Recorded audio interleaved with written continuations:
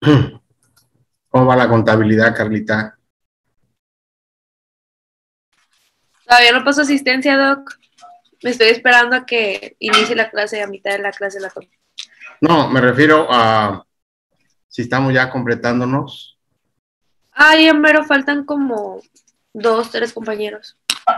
Bueno, pues vamos a dar inicio. ¿Se acuerdan que la semana pasada estábamos viendo el tema del uso de antibióticos más frecuentes en la infección de vías urinarias? Y bueno, yo pienso que eso nos hace reflexionar de la importancia que tiene el conocimiento de la farma y que para poder prescribir, antes de hacerlo, tenemos que llevar muchísima información acerca del uso del antibiótico. Primero, porque pues, lo que queremos es que sea seguro, que sea efectivo, que no tenga efectos secundarios. Y la misión, pues, es combatir la infección y que obviamente a veces hemos aprendido también que podemos usar un antibiótico, por decirlo de alguna manera, a ciegas o presumiendo que se trata de algún germen conocido y puede ser, perdón, que este germen traiga resistencia al antibiótico. Entonces, es por eso, y hemos hablado también de algunas costumbres que tienen nuestros pacientes, aquí la importancia es educarlos, puesto que la automedicación es lo que se estila con mucha frecuencia en nuestro medio, y eso es lo que tenemos que combatir. De tal manera que por ahí estuvimos repasando algunos grupos, perdón, de antibióticos. Perdón, ¿se ve la imagen? Sí, doctor, está Así ahí. es, doctor. Ok. Bueno, entonces, a manera de repaso, ya nos faltaban como 3 o 4 diapositivas para entrar de lleno a otro tema.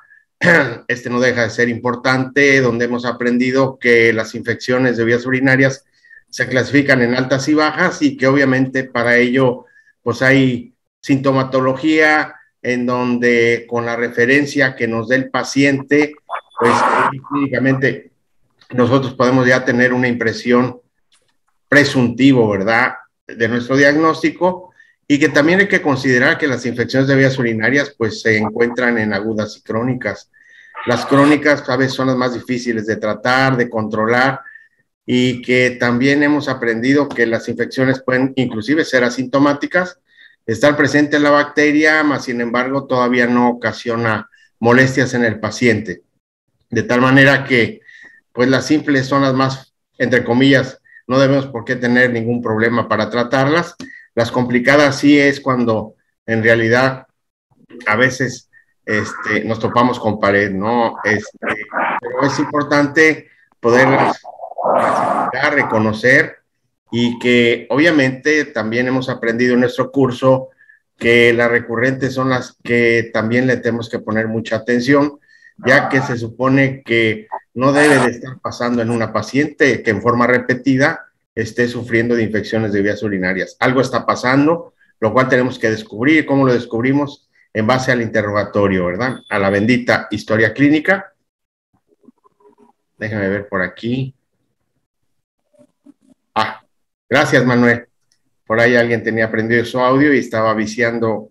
Parece que ya lo controlaron. Muchas gracias. Bueno, pues aquí también puede ser que hay procesos obstructivos, como puede ser el caso de cálculos, en donde obviamente puede haber una bacteria y se puede complicar, ¿no? Entonces, a grandes rasgos, pues es lo que hemos visto hasta ahorita en nuestro curso. Ya vimos pielonefritis, ya vimos cistitis, inclusive ya tuvimos sesión clínica acerca de ello. Me gustaría que esa sesión nos haya enriquecido y que cada vez se vaya fortaleciendo más, que tenga mejor calidad como la que tuvo, pero casi siempre debemos ir a la mejora, ¿no?, continua de esta situación, precisamente para estar previniendo, ¿no?, sobre todo las infecciones de vías urinarias. Y ¿se acuerdan que pues ya hemos platicado acerca de las características que tiene de virulencia la E. coli? Por eso siempre aparece en primer lugar en los urocultivos, pero no hay que menospreciar las demás bacterias que también causan afecciones, ¿no?, que en un momento dado puede causar complicaciones, y bueno, pues es importante que esto lo consideremos, ¿verdad? Ya sin hacer preámbulo, pues también comentamos que es importante siempre tomar en cuenta antes de prescribir un antibiótico, pues primero, pues hay que conocer el culpable, qué es lo que está, quién está causando la infección, porque a veces nos llevamos sorpresa y puede ser un estreptococo y yo había pensado darle para un gram negativo, ¿no? Entonces, a veces es cuando no mejora el paciente, a veces es cuando se complica. Obviamente siempre hay que tomar en cuenta la edad, puesto que es importante, sobre todo en la tercera edad, pues ya el riñón, obviamente ya había dicho que se van haciendo chiquitos, se van haciendo hipoplásicos y obviamente la función a veces los pacientes tienen otra enfermedad concomitante o crónico-degenerativa que en un momento dado puede afectar a la función renal. Por eso es que a veces aquí nos recomiendan, y es importante, tomar en cuenta la función renal y eso lo podemos saber con una química sanguínea. La gestación también ya aprendimos, ¿verdad? Que es importante, qué medicamentos se deben de utilizar en esos estados, ¿verdad? Gestacionales y obviamente sobre todo las patologías asociadas, ¿verdad? No es lo mismo tratar a un paciente joven de 20 años que no tiene alguna enfermedad todavía o crónica a un paciente que ya es diabético o a un paciente que tiene algún problema inmunológico. Siempre es importante, que esto yo creo es la lección que nos está dando este tema, es sobre las interacciones medicamentosas.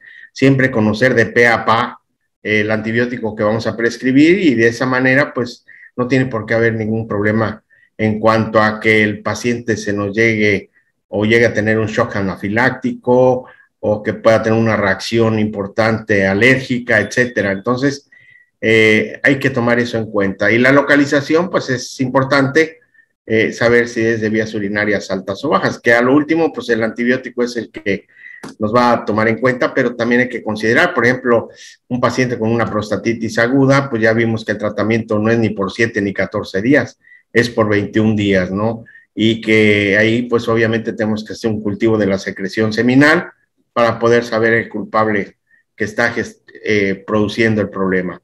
Y el pH, pues ya vimos que es importante porque si el paciente está teniendo un pH alcalino, es importante acidificarla. ¿Y cómo la podemos acidificar? Puede ser desde medicamentos como es la vitamina C o puede ser también en su dieta diaria, ¿no? Como los cítricos, por ejemplo, limonada, naranjada, etcétera, ¿no? No sé si hay algún comentario, alguna pregunta hasta aquí para irme hasta ya de lleno a lo que nos quedamos. No, doctor, todo bien. Bueno, pues esto es a manera de resumen de lo que hemos visto. Espero ya por ahí todos tienen la presentación, nomás darle una repasadita, ¿no? Déjenme adelantarme, creo que nos quedamos, ustedes me dicen, me corrigen, aquí, ¿verdad? O ya vimos las tetraciclinas. Carla. Me parece que no. Estamos viendo las penicilinas, ¿verdad? Así es. Ah, perfecto. Entonces, hablando del grupo de las penicilinas, pues la penicilina es la más antigua de todas y que obviamente gracias a este antibiótico pues se han salvado vidas, se han evitado complicaciones, se ha curado mucha gente y de ahí pues con el tiempo se han ido presentando derivados de la misma penicilina donde ha crecido la familia y obviamente pertenece a un grupo que se llama beta-lactámico y que se supone que son menos tóxicas, pero el problema aquí es la resistencia tan rápido que se produce. Y hemos hablado un poquito acerca de ello porque exactamente el uso y abuso de los antibióticos, la automedicación, esa mala costumbre que tenemos, a diferencia de otros países que no te venden un antibiótico si no lleva receta, ¿verdad? Aquí bajita el agua, ¿verdad? Como bajo la mesa o en el black market, en el mercado negro, pues la consigues muy fácil. O sea, y eso es lo peor, desgraciadamente, que cometemos la gente, ¿no? Entonces ahí es un trabajo muy arduo para poder en un momento dado cambiar ese chip del paciente y sobre todo de la sociedad, ¿no? Entonces, es uno de los problemas. Obviamente no son de primera elección. Yo, la verdad, para una E. coli, pues no la manejaría, pero sí la manejaría en caso de paciente embarazada. Ahí sí, porque pues nos amarra las manos para poder prescribir. Sabemos que estamos limitados en un en una paciente con embarazo, puesto que puede afectar al producto, ¿no? Entonces, ahí podemos hacer uso de las penicilinas y de la familia de estas, que son las cefalosporinas, ¿no? Obviamente están indicadas en infecciones no complicadas, ¿verdad? Y que podemos prescribirla con toda confianza en embarazo y lactancia. Esto lo debemos de recordar. Sería un pecado gravísimo que le dieran una quinolona o cualquier otro tipo de antibiótico, inclusive sulfa, ¿verdad? Entonces, ¿cómo actúan? Pues estas tienen la forma de controlar la infección, inhibiendo la síntesis de la pared bacteriana. Prácticamente este es un bactericida, va directamente a matar la bacteria, haciendo que tenga una autólisis, ¿verdad? O autólisis, en donde prácticamente pues explota la membrana y esto hace que destruya a la bacteria, no así como hemos visto en otros donde intervienen los procesos, por ejemplo los bacteriostáticos, que hacen que la replicación de las bacterias no se dé o se vaya limitando hasta que el sistema inmune controle la infección. Entonces, esta es la diferencia y por eso siempre es importante conocer los mecanismos de acción de cada medicamento. Aquí en este grupo que pueden ver en estas tablas, vemos a las penicilinas como la AMPI, la Moxi. Últimamente la moxicilina se le agregó el ácido clavulánico para que tuviera mayor power, mayor sinergia, y esto con frecuencia se utiliza también inclusive en infecciones gastrointestinales. Pero hablando de las infecciones de vías urinarias, pues ya vemos que le pega muy bien a los enterococos, que prácticamente pues de ahí provienen la mayoría de las infecciones, pero también tengan en cuenta que le pega a la listeria, al hemófilos influenza, a la salmonela, al proteus. Obviamente el Astronam se maneja por vía parenteral y esto exclusivamente cuando se trate de una pseudomona.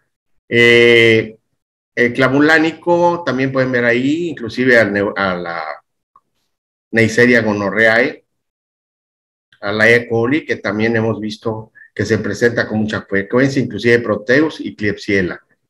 Y las cefalosporinas, pues ya sabemos que prácticamente tiene cierta afinidad para las enterobacterias y que también, como pueden observar, este tipo de medicamentos tienen una buena absorción, se absorbe casi la mayoría del producto, del medicamento, y obviamente también tiene la ventaja de que las penicilinas también se pueden usar por vía parenteral, como son el Astrovan y la cifuroxima, ¿no? Esto sobre todo cuando la paciente trae una pielonefritis y es necesario hospitalizar, bueno, pues estas son muy efectivas para tal fin. Aquí ven las dosis, podemos ver los efectos adversos. Obviamente, aquí ya le recomendé que siempre hay que preguntarle al paciente si es alérgico a la penicilina. Esto es bien importante. Si pueden ver, casi la mayoría de ellos ha sido un factor común de trastorno digestivo, que es temporal, es pasajero, y también en ocasiones cuadros diarreicos, ¿no? Las cefalosporinas, pues nomás hay que tener en cuenta la dosis y el uso o el tiempo, porque causa deficiencia de la vitamina K. Y ustedes saben que es bien importante para los procesos de coagulación. Y obviamente, como pasa a nivel hepático, puede aumentar las transaminasas, nomás para tomarlo en cuenta. Y si se fijan, las interacciones medicamentosas, ¿verdad? Interactúa con los anticoagulantes, el uso concomitante con diuréticos va a potencializar el riesgo de efectos renales. Entonces, por eso es que hay que siempre tener cuidado qué medicamento le voy a dar al paciente, a qué tipo de paciente y cómo anda su sistema, ¿no? Porque a lo mejor en lugar de querer controlar una infección, le complicamos y traemos un compromiso más grave para el paciente. Entonces, por eso es importante siempre conocer la farmacología de lo que vamos a prescribir. Y bueno, pues aquí está el cuadro donde manejan las dosis, ¿verdad? Y cada cuánto se dan. Esto se los voy a compartir terminando la clase para que lo lean y lo tengan por ahí. ¿Alguna pregunta hasta el momento?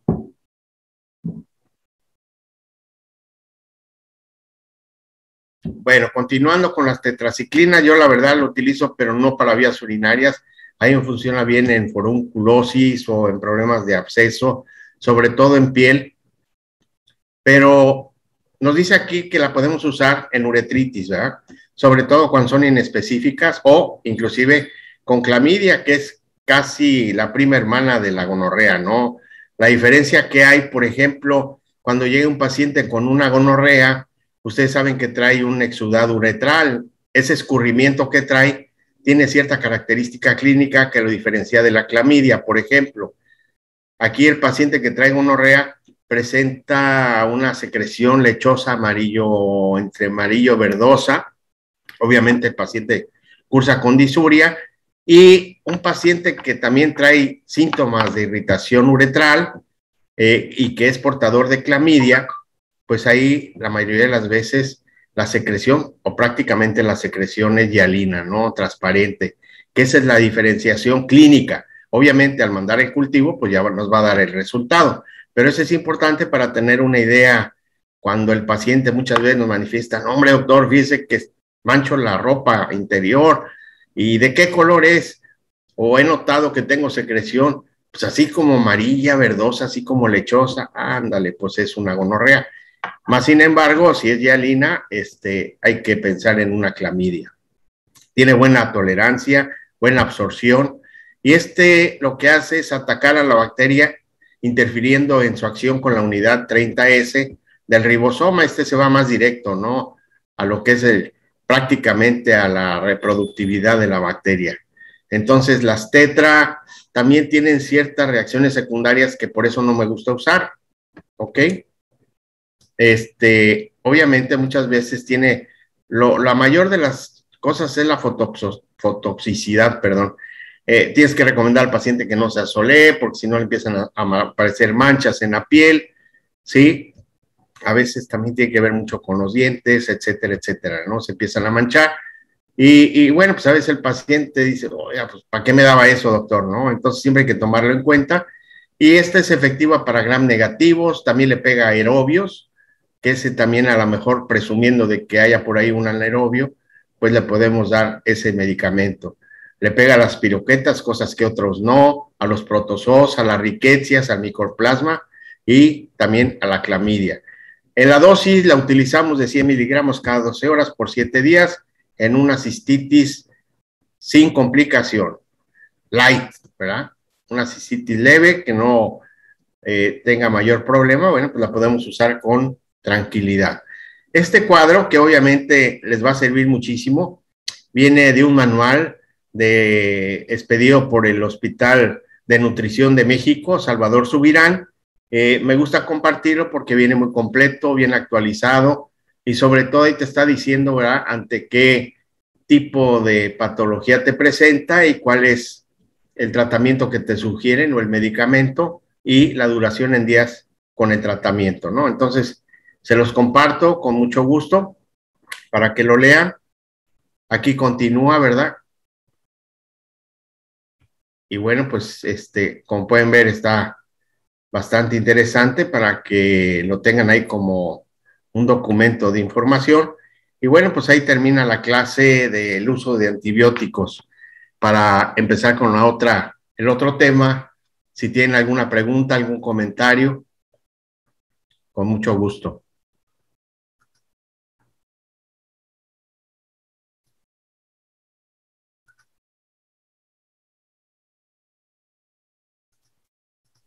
Todo bien, Doc, gracias. Sí, sure. Everybody. Ok. Doctor, Sí. disculpe, Vale, dígame. comentarle que ese del uso de los antibióticos no me ha mandado la presentación. No, ese es, ahora, siempre que las termino, procuro enviarlas. Entonces, Ajá. ahorita que ya terminamos, con gusto al término que termine con la clase con sus compañeros de las 9, se las envío, ¿sale? Ok, doctor, gracias. Al contrario. Parece que hoy no nos estamos grabando, ¿verdad? Uy, se me olvidó. No. Bueno, muy bien. Entonces, si no hay ninguna pregunta, ningún comentario, pues damos por terminado ese tema. Espero que les haya servido. Y sobre todo, pues ahí trae un mensaje, ¿no? Ese tema donde tenemos que volver a la farma. Váyanse al PLM y estudiar un poquito acerca de los antibióticos, y bueno, pues de otros medicamentos, pero en mi clase, pues obviamente, hablando de infecciones de vías urinarias, lo van a utilizar. Bueno, cambiando de tema, ¿se acuerdan que yo he insistido mucho en la cuestión de la clínica? Y de hecho, se van a dar cuenta la importancia que tiene la propedéutica, en donde es de gran ayuda para en un momento dado llegar a un diagnóstico. De tal manera que el día de hoy vamos a hablar de la semiología del dolor, que prácticamente es motivo por el cual la mayoría de los pacientes acuden a nuestra consulta. Aquí, como breve introducción, fíjense que he insistido mucho en este documento que es la historia clínica, y se dan cuenta, aquí nos vuelven a recalcar, donde nos dice que no solo debe recoger los aspectos clínicos importantes referidos al aparato urinario. Es obvio, porque a veces nos enfocamos a lo que trae el paciente en ese órgano, pero no consideramos que a lo mejor es sistémico, que trae otro problema y que esa sea la causa que esté originando un problema. Por ejemplo, se me antoja pensar que el paciente acude con nosotros porque trae hematuria, y el paciente trae una hematuria macroscópica. Macro quiere decir que se puede ver, y doctor, es que vengo a verlo porque estoy orinando sangre, o veo que ha cambiado la coloración de la orina, y ya me preocupó, y te pones a hacer la historia clínica y detectas que ha perdido peso, etcétera, etcétera. Y lo más probable puede ser que traiga ya un cáncer, puede ser que traiga un problema de discrasia sanguínea a nivel de la coagulación, ¿verdad? Que se estén destruyendo los glóbulos rojos y que tenga un problema hemolítico, por ejemplo, ¿no? Y nosotros estamos pensando que es un problema renal y no, nada que ver, ¿verdad? Que viene de otro aparato sistema. Entonces, sí es importante tomar siempre en cuenta los aparatos y sistemas, y dice que es necesario para evaluar las repercusiones generales de las enfermedades urológicas la bendita historia clínica, ¿no? Que es la base del diagnóstico en urología y en todo lo que es la medicina.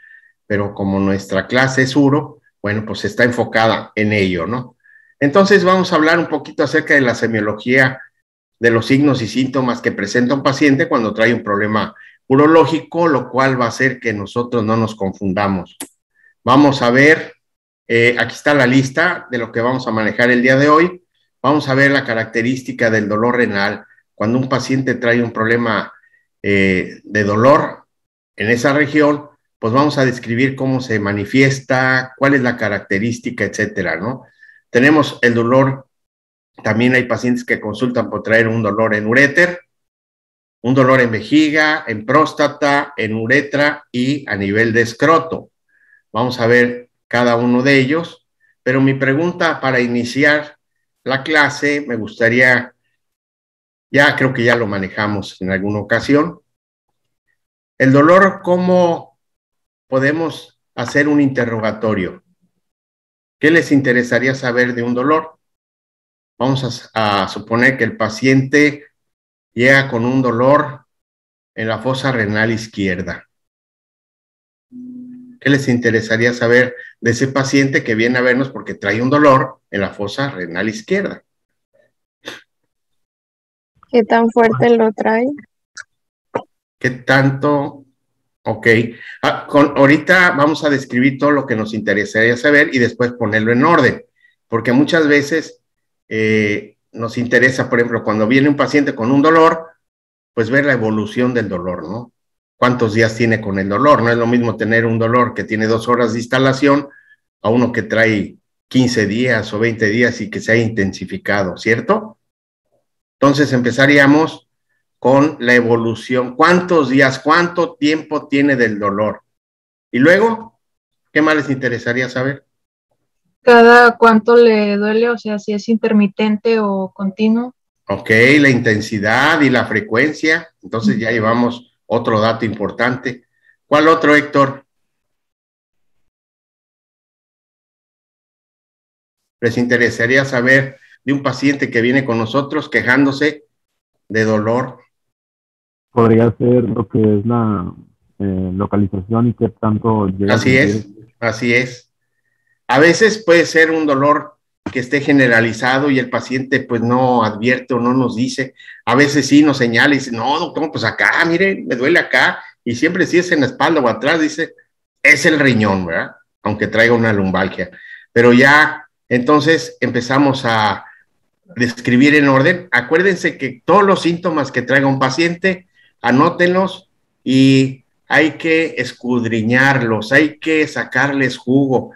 Entonces ahorita el dolor le estamos sacando provecho. ¿Qué es lo que estamos haciendo? En donde la evolución, cuántos días tiene, la intensidad, si dura o se calma, ¿verdad? ¿Qué otra cosa? Sí, se disemina. Exacto, eso se llama irradiación. Si se irradia o no se irradia. Marcos, no se me duerma. ¿Qué otro? Lo agarré. Sí, yo le había dado anteriormente, sí, ya había padecido de ese dolor. A veces es importante, ¿verdad? Porque hay pacientes que son clientes del dolor, ¿no? O que a lo mejor ya tuvo un problema similar en el caso de una litiasis. Dice, sí, doctor, fíjese que tengo el mismo dolor que tuve hace 2 años. Ah, caray. Entonces tiene ya historial. Sí, doctor. Entonces es cuando uno pues se interesa más en hacer el interrogatorio. Todo eso lo tenemos que anotar y hacer nuestra historia en base a esta semiología, ¿no? ¿Qué más nos faltaría por ahí, Kimberly? ¿Si ha tomado algún medicamento para intentar calmar? A veces lo hacen, ¿verdad? Que si cede o no con algún medicamento. Hay pacientes que dicen, pues tomé paracetamol y se medio calma, doctor, pero no se quita, nomás me lo atenúa. Ándale, si vas. O a veces hay pacientes que nos dicen, empecé a tomar paracetamol, doctor, pero como no se me quitaba, pues me fui a las ligas mayores, ¿no? Y empecé a usar un analgésico más potente, ¿no? ¿Qué podría ser? ¿Qué otra? ¿Cómo fue que inició el dolor y si tuvo una evolución o si cambió? Sí, a veces Debe de sentirlo. hay que ver el comportamiento del dolor, ¿verdad? Sí, obviamente muchos dolores, por ejemplo, en una piel o en una litiasis son de instalación brusca. Hay dolores que empiezan paulatinamente y cada vez que va pasando el tiempo va aumentando en tanto a intensidad como frecuencia. ¿Cuánto dura el dolor? Hay dolores que a veces dura, dicen, no, doctor, en la tarde ya como que se me calma, pero vuelve otra vez y así está oscilante el dolor, ¿no? La otra, pues es con qué se atenúa, ¿no? Con qué aumenta y con qué se calma. Es importante, ¿no? Por ejemplo, un paciente que trae un problema renal no lo calma, pero ni yendo a bailar a Chalma, ¿verdad? Lo acuestas y le da dolor, lo sientas y le da dolor, o sea, a veces caminando como que medio se le calma, ¿no? Pero un paciente con lumbalgia, ese paciente si lo mueves, lo sientas, se le activa el dolor, pero nomás lo acuestas y cede el dolor. Entonces, fíjense qué tan importante es preguntarle al paciente, cuando está en casita, ¿usted se acuesta y se le calma? No, hombre, doctor, se me activa más el dolor. Entonces, caray, este cuate trae un problema renal, probablemente. Entonces, por eso es importante conocer la semiología. ¿Se fijan? ¿Ok? Sí, doctor. Bueno, entonces, partiendo de ahí, pues vamos a ver qué pasa con el dolor renal. Ya habíamos platicado que tiene una cubierta, una cápsula, la cual lo protege. Esta cápsula, desgraciadamente o afortunadamente, es inelástica y cuando tiene cierta distensión repela. Y es lo que sucede, por ejemplo, en las infecciones, en la hidronefrosis, en una litiasis, en una pielo, cuando el paciente empieza a venir con nosotros a la consulta porque trae un dolor renal. Es porque ya se distendió la cápsula, ¿no? Es importante distinguir entre el dolor renal y el osteoarticular, que es lo que yo les comentaba como ejemplo, en un paciente que trae una lumbalgia que de repente pues se agachó y se distendió el músculo o cargó algo pesado o hizo una torsión brusca, etcétera. Siempre es importante saber el mecanismo de lesión, ¿verdad? Hay pacientes, por ejemplo, que cuando es un dolor renal, nos dicen, no, doctor, estaba yo sentadito viendo la tele, es más, estaba viendo el fútbol y estaba ganando el América. Y de repente me empezó el dolor y ahí es cuando empezó la molestia. Y ahí, por ejemplo, pacientes que cuando traen un problema osteoarticular en región lumbar, pues generalmente le precede algún movimiento brusco, que se agachó, nomás me levanté una cajita, doctor, o se me cayó el lápiz, no necesita hacer ningún esfuerzo, sino que ahí se produjo la contractura, pues ahí usted lo tiene que anotar y en esa intención es para poder entender, dice, no, este cuate me gusta para que traiga una lumbalgia. Obviamente lo vamos a explorar y hay ciertos signos para poder identificar si el paciente trae un problema lumbar o un problema renal. Hasta aquí vamos bien. Entonces, siempre es importante interrogar si lo modifica la postura, ¿verdad? O el reposo. El dolor a nivel renal es de dos tipos. El cólico renal, que también se conoce como cólico nefrítico, es un dolor muy agudo, de instalación brusca, y que casi siempre tiene una trayectoria o se irradia el dolor hacia lo que es la trayectoria ureteral, ¿verdad? Por ejemplo, en el caso de un paciente que tenga una piedra, generalmente las piedras se forman a nivel renal y cuando ya migran es cuando empieza el dolor. Ya quieren nacer las piedritas, entonces empiezan a hacer su recorrido y al momento que se empiezan a movilizar es cuando empiezan los estragos del paciente y muchas veces manifiestan que el dolor se le corre hacia al flanco, ¿verdad? Esto quiere decir que generalmente el paciente ya tiene un recorrido en la litiasis. A mí me ha pasado que llegan pacientes, por ejemplo, y me dicen, hombre, doctor, yo empecé con mi dolor hace 2 días, pero he notado que hace 4 horas ese dolor ya no lo traigo ahí en la fosa renal o en la región lumbar. Ahora lo traigo casi aquí en el abdomen o se me va hacia la ingle. Eso me hace pensar que lo más probable es que el paciente tenga una litiasis. Fíjense, clínicamente todavía no le hago estudios, pero con el hecho de interrogarlo, el paciente me está diciendo, ¿verdad?, que ya esa piedrita se le está recorriendo y ya bajó de nivel. ¿Y cómo me doy cuenta? Por la irradiación del dolor. Entonces sí es importante cuando hacemos un interrogatorio en el paciente para irnos, ahora sí que agarrando ruta, ¿no? Y para llegar a buen camino del diagnóstico. El dolor sordo y constante es de intensidad variable, ¿verdad? Y casi siempre se refiere a una patología de instauración más o menos sostenida con el tiempo, esto generalmente en los procesos crónicos, ¿no? Entonces, si se fijan, ya tenemos la característica de cómo se manifiesta un dolor renal, cómo lo debemos interrogar y obviamente con la exploración, pues nos vamos a explorar abdomen, en la fosa, perdón, más bien en los flancos y también en la fosa renal, haciendo puño percusión, que es el signo de Giordano, para saber, y obviamente una cápsula que está distendida, nomás le dan ahí una palmadita con una puño percusión y el riñón tiene que repelar, entonces el paciente inmediatamente manifiesta su malestar. ¿Alguna pregunta hasta aquí acerca del dolor renal?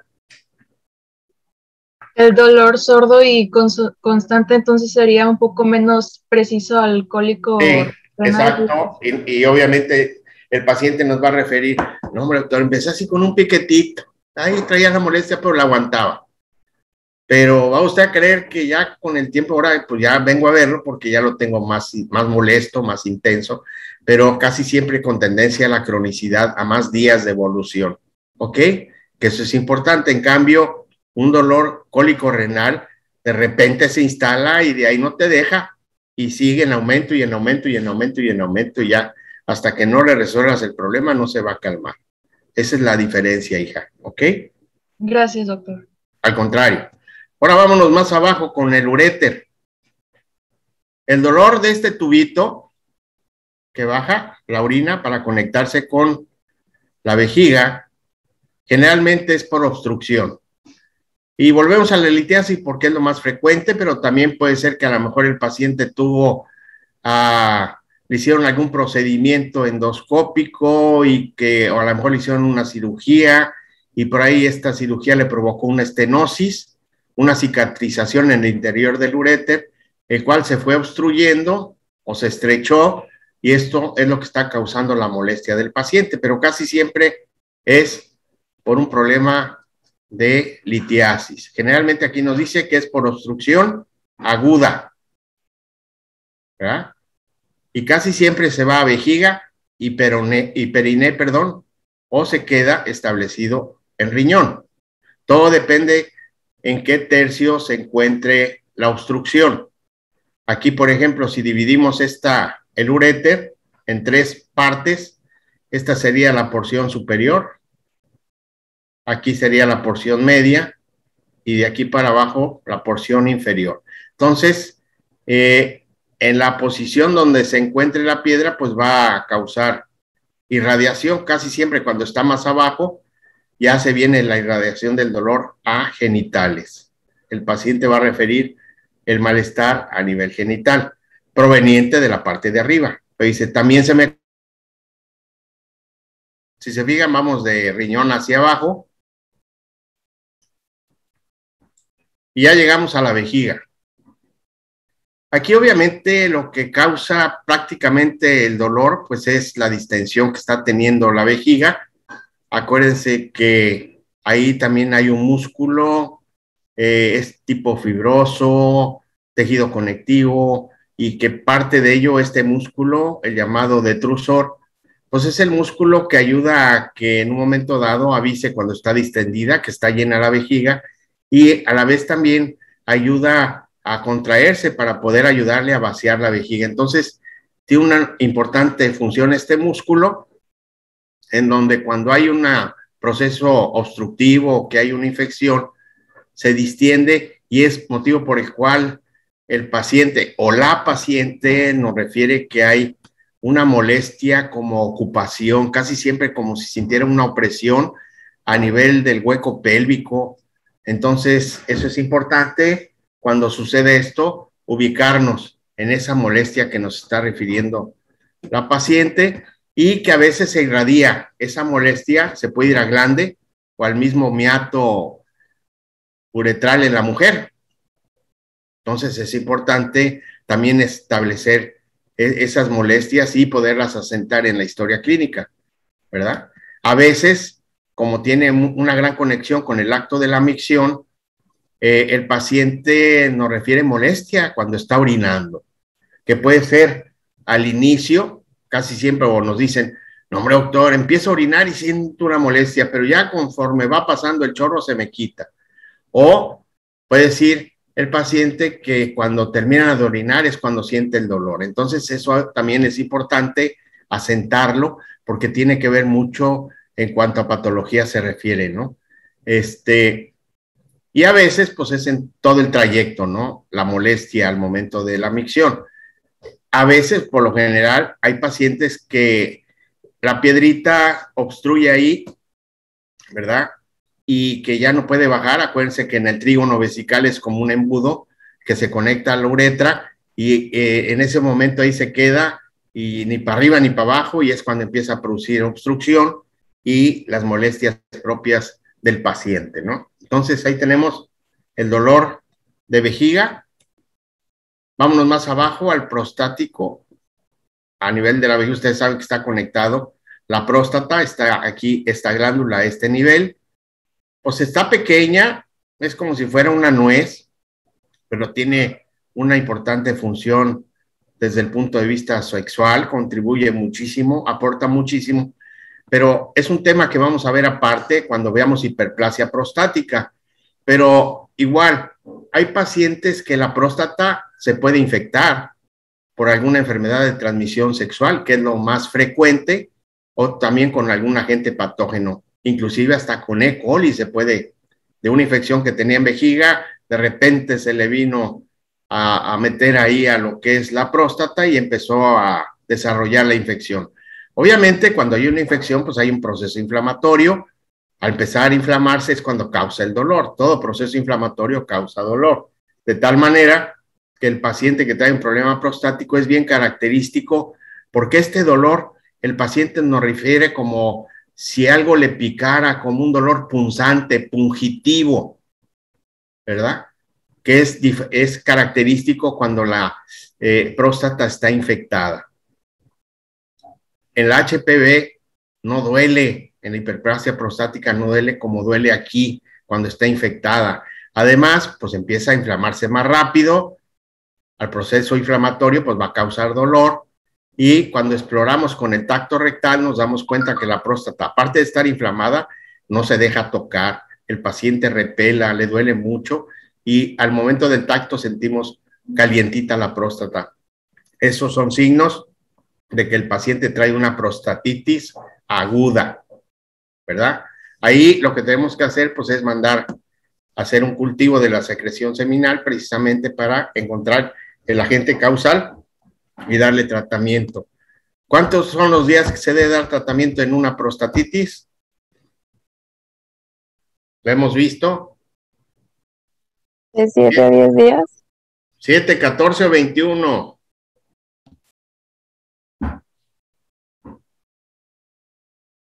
Pregunto, ¿cuántos días? 21 días. 21 días, si bien nos va y que no haya ninguna complicación. Entonces, fíjense la diferencia y por eso es importante conocer la semiología y cuando el paciente nos consulte por un dolor, pues nosotros tenemos que definir si realmente viene de próstata o a lo mejor es un problema testicular, que a veces o en la vía escrotal se irradia y se va a periné. Casi siempre este dolor es característico porque el paciente nos dice que le duele el área perianal. Ahí es donde más le molesta al paciente. Pero ojo, se puede ir a escroto o inclusive hasta la cara interna del muslo. ¿Ok? Por eso es importante definir qué tipo de dolor trae nuestro paciente que nos viene a consultar. ¿Ok? Para que no nos cause confusión. ¿Alguna pregunta? Bueno, vámonos con la uretra.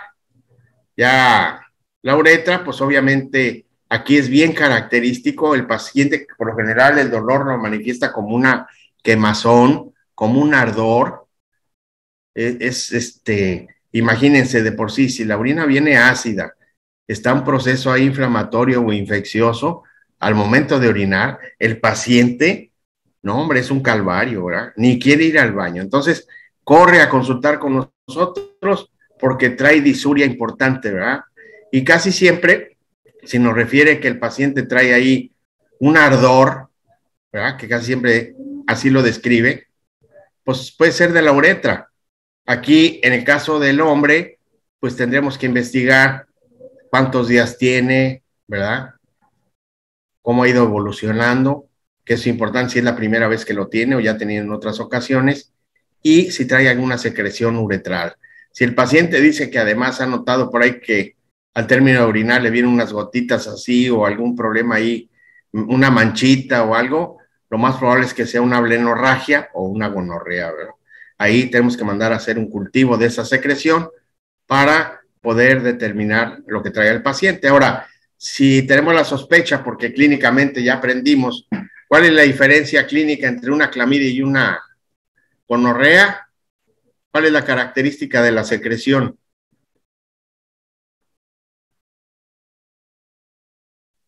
¿El color? Su color.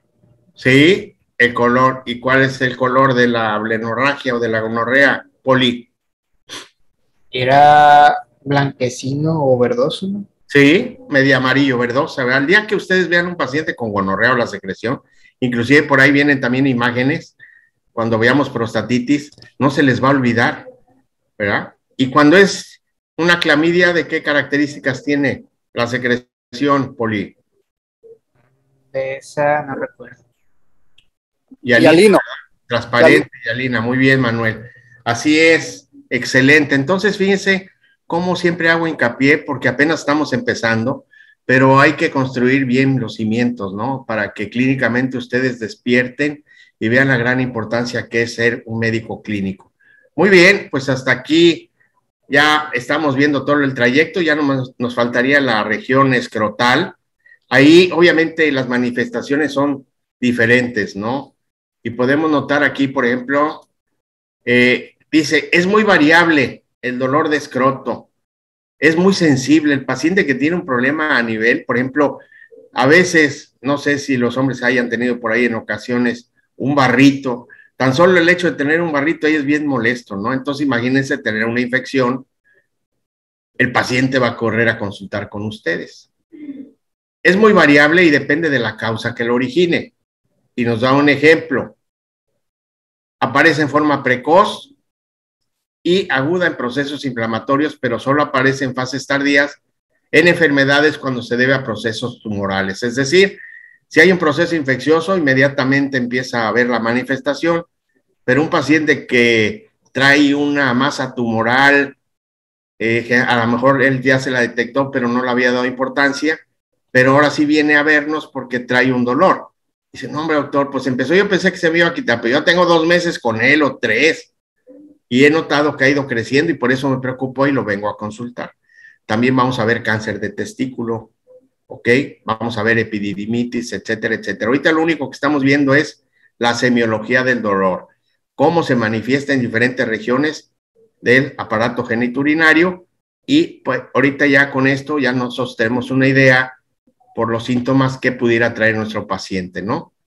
Entonces, la causa más común del dolor de visita del paciente es cuando trae una epididimitis.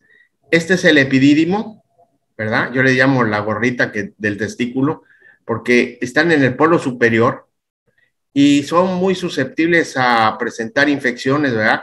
Por continuidad, o sea, por algún lugar tuvo que haber entrado la bacteria, ¿no? Y casi siempre lo hace por los conductos seminíferos, ¿no? Entonces, en un momento dado, causa la infección, generalmente obtenida por alguna enfermedad de transmisión sexual que entró por la uretra, ¿verdad? Y por ahí se coló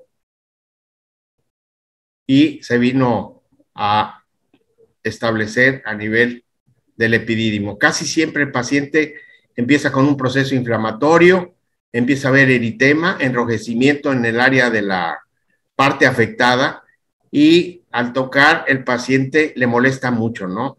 Con estos datos clínicos nosotros sospechamos, y también hay aumento de temperatura en la región afectada, ¿verdad? Hay hipertermia, hay temperatura aumentada en esa región, y ya con estos datos nosotros tenemos la sospecha de que el paciente traiga una probable epididimitis. ¿Qué harían ustedes para confirmar el diagnóstico? ¿Qué le solicitarían? ¿Qué estudio?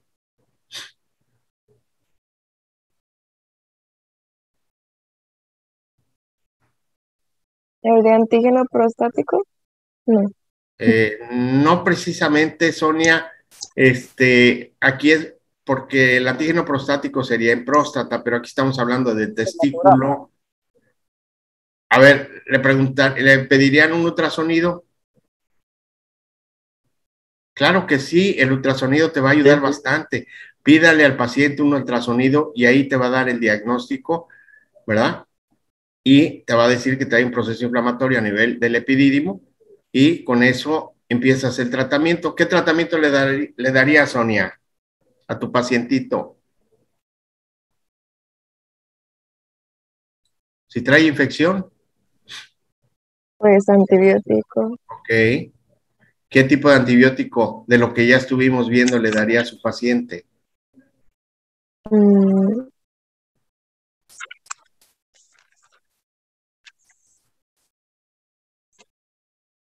Pues tenemos que sospechar, ¿no? A veces puede ser tanto gram positivos como gram negativos.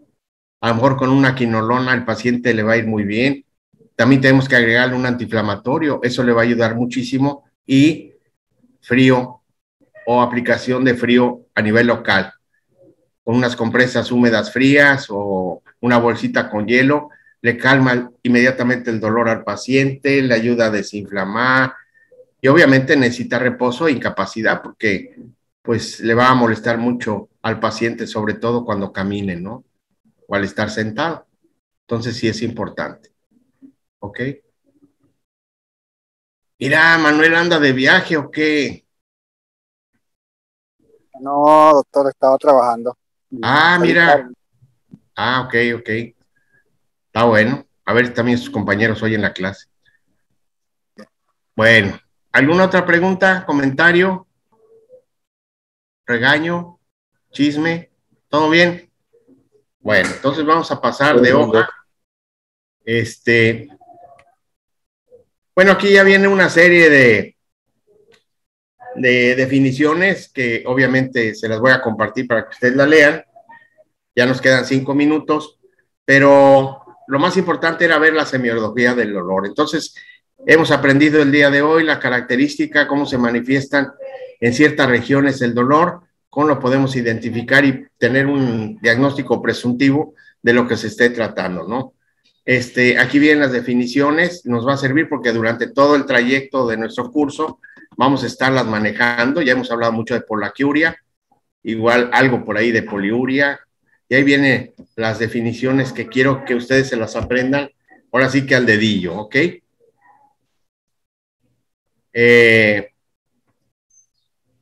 Esto es lo que sí quiero nomás dejar como tarea, dejarles el mensaje, ¿no? De que también tenemos que tomar en cuenta los síntomas generales por motivo del cual consulta el paciente. Ya hemos hablado de la edad, etcétera, pero ¿qué tal si es un paciente que a lo mejor trae un cáncer, ¿no? Entonces, generalmente en el cáncer, pues pierden apetito, caen con hiporexia o a veces hasta con anorexia, pierden peso. A veces el paciente dice, pues ya he bajado 10 kilos, doctor, ya tengo 3 meses y pues a veces sin causa aparente, ¿no? O a veces detectamos que sí, ya no, la ingesta de alimentos no es la misma, ¿no? Entonces sí es importante establecer, inclusive si trae algún signo como la fiebre o si ha tenido astenia o adinamia, ¿verdad? A veces tienen ya un problema importante dentro de los síntomas o inclusive síntomas digestivos, que puede ser alguna patología sistémica y que gracias a lo que nos vino a consultar el paciente pudimos descubrir o hacer un diagnóstico importante y a tiempo. Ya por último, cuando hacemos la exploración, me ha tocado, por ejemplo, historias clínicas donde a veces, no sé por qué, pero ponen ahí exploración genitales diferida, quiere decir que no le hicieron, y a veces es por no molestar al paciente, por no incomodarlo. Obviamente, si el paciente consulta por anginas y le quieren explorar genitales, pues nada que ver, ¿verdad? Pero si trae un problema urinario, trae un dolor pélvico, se queja de, pues es importante, porque podemos, con el solo hecho de hacer una inspección, detectar o descubrir una patología que traiga el paciente. Por eso es importante la exploración, ¿verdad?, del aparato urinario. Y obviamente aquí también se los dejo para que lo lean de tarea, lo importante que es la inspección, la palpación, ahí es donde vamos a comprobar lo que en un momento dado estamos viendo o lo que nos refirió el paciente, y a veces tenemos que auscultar también, y aquí nos recomienda, por ejemplo, el caso de que el paciente a lo mejor trae un tumor por ahí en el hilio renal o que traiga una fístula, podemos ver por ahí alguna fuga, perdón, escuchar alguna fuga, como es el hecho de escuchar en la fosa renal, y vamos a ir por ahí un chasquido. Eso nos dice que el paciente probablemente tenga una fístula, que a veces hasta ese grado tenemos que llegar, ¿no? Pero es importante que ustedes lo tomen en cuenta, y es lo que yo les decía, ¿verdad? Que a veces diferimos la exploración de genitales y nos podemos encontrar muchas patologías. Por ejemplo, ¿qué patología podemos encontrar al explorar un genital? Los plexos pompiniformes inflamados, profe. Puede ser algún absceso, puede ser también un problema de que es muy importante, alguna condilomatosis, ¿no? Que el paciente a veces trae ahí el virus del papiloma, ¿verdad? Que traiga verrugas, es bien importante. Puede traer por ahí una ulceración, algún changro sifilítico, puede traer por ahí alguna deformidad, por ejemplo, que traiga epispadias o hipospadias, ¿no? Epispadias a veces el paciente por pena no lo dice, pero trae el meato urinario en la parte dorsal del pene o en la parte ventral, ¿verdad? Que es una hipospadia. Esos son congénitos o problemas congénitos, ¿verdad? Que es importante. Entonces sí trae al momento de inspeccionar alteraciones testiculares, etcétera. Entonces, todo eso lo vamos a ir viendo en el transcurso de nuestros temas que vamos a manejar, pero yo quería dejarles ese mensaje, la importancia que tiene la historia clínica y sobre todo la exploración, ¿ok? Muy bien, pues si no hay más, les mando la información y nos vemos el día de mañana, ¿ok? ¿Algún comentario, alguna pregunta? No, doctor, todo bien. Muy bien. Bueno, más les vale. Entonces ahí te encargo la lista, al rato te mando ahora sí ya me la dieron. Lo mando a tu correo, mija, para que pases lista, le pones fechas desde que empezamos, ¿sale? Sí, doctor. Bueno, que tengan bonito día, cuídense mucho. Gracias, Pásenla bien. Gracias, Gracias, igualmente. gracias. Gracias, igualmente, nos vemos. Bye.